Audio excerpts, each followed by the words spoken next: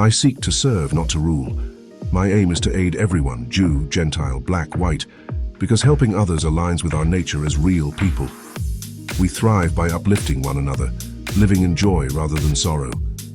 This world, abundant and nurturing, offers enough for everyone.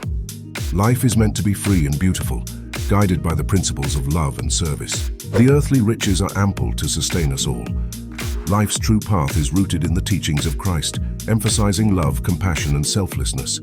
Greed and hatred may lead to suffering, but we are called to a higher purpose. Though we have advanced in technology and knowledge, it is crucial to remember the value of humanity, kindness, and gentleness.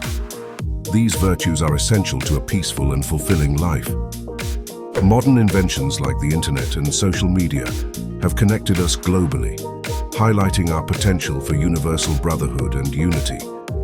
My words reach many around the world, offering hope and reminding us that God's love and justice prevail over oppression and despair. The challenges we face are temporary, as greed and fear will fade. God's kingdom, as proclaimed in the 17th chapter of St. Luke, resides within us all. The power to create joy, freedom, and a better world lies in our hands. We must unite and use this power to build a world where everyone can thrive. Let us strive for a new world founded on decency, where every person has the opportunity to work, the youth have a future, and the elderly have security. While those who seek power through false promises may rise, we must remain steadfast in our commitment to truth and freedom. Let us work together to break down barriers, eliminate greed, hate, and intolerance.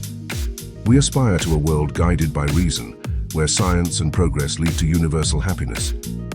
In the name of democracy and our shared humanity, let us unite and fulfill this divine promise.